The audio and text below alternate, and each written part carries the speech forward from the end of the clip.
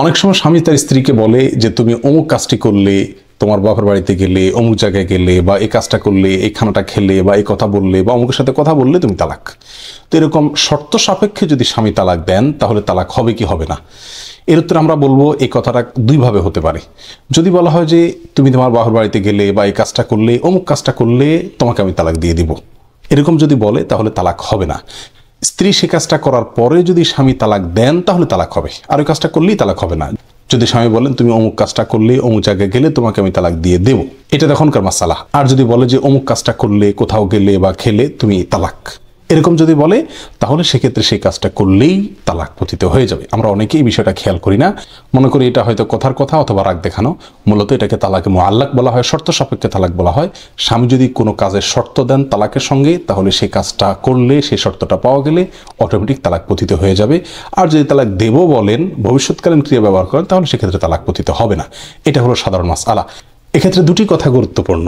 Number এক, স্বামীর জন্য এই ধরনের শর্ত সাপেক্ষে তালাক দেওয়া, কোনো বার্গেনিং হলে, কোনো কিছু নিয়ে টানাপোড়েন শুরু হলে, জগাজাটি শুরু হলে, এই কাজটা করলে, এই কথাটা বললে, অমুক জায়গায় গেলে তোমাকে আমি তালাক দেবো বা তুমি তালাক হয়ে যাবা, এরকম কথা বলা অত্যন্ত আপত্তিকর এবং জঘন্য। বিবাহের সম্পর্ককে আল্লাহ সুবহানাহু ওয়া তাআলা বলেছেন মিসাকুন গলীদ, এটা অত্যন্ত মজবুত এবং সুদৃঢ় সম্পর্ক। আপনি ঠুনকো কোনো বিষয়ের সঙ্গেই তালাকের বিষয়টিকে টেনে নিয়ে আসবেন আর শর্ত সাপেক্ষে তালাক দিবেন, এটি অত্যন্ত আপত্তিকর এবং জঘন্য কাজ, নিন্দনীয়। আল্লাহ তাআলা আমাদের হেফাজত করুন। আর দ্বিতীয় পয়েন্ট হলো, যদি স্বামী এরকম বলে ফেলেন যে তুমি অমুক কাজটা করলে তালাক হয়ে যাবে, তাহলে কিন্তু স্ত্রীকে খেয়াল করতে হবে কাজটা করলেই তালাক পতিত হয়ে যাবে। অতএব সেই কাজ করা থেকে তাকে বিরত থাকতে হবে এবং সচেতন থাকতে হবে। দুজনই যদি জেদাজেদি করেন তাহলে কিন্তু তালাক হয়ে যাবে এবং পরবর্তীতে আফসোস করে আর কোনো কিছু করার সুযোগ খুব একটা থাকবে না। অতএব এই বিষয়টা আমাদের খুব বেশি সাবধান হওয়া উচিত।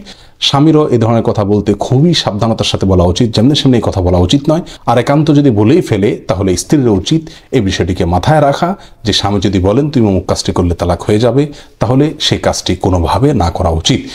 বাবার বাড়ি যাওয়ার ক্ষেত্রে বা কোথাও যাওয়ার ক্ষেত্রে অনেক সময় এরকম কথা বলেন যে তুমি যদি বাবার বাড়িতে যাও, অমুক জায়গায় যাও, তাহলে তালাক হয়ে যাবে। এই কথাটা দুই ধরনের হতে পারে। কখনো হতে পারে সাময়িক, অর্থাৎ এই মুহূর্তে যাওয়া নিয়ে বার্গেনিং হচ্ছে, এরকম যদি সিচুয়েশনে বলা হয় যে তুমি গেলে তালাক হবে, তাহলে ওইটা শুধু ওই মুহূর্তে যাওয়ার জন্য প্রযোজ্য হবে, পরবর্তীতে গেলে তালাক হবে না ইনশাআল্লাহ। আর যদি বলা হয় যে তুমি জীবনে কখনো গেলেই তুমি তালাক হয়ে যাবে, এরকম যদি বলা হয়, অথবা এমন কোনো কথা বলে যেটা থেকে বোঝা যায় এটা আজীবনের জন্য বলা হয়েছে, তাহলে কিন্তু জীবনে কখনো গেলেই তালাক পতিত হয়ে যাবে।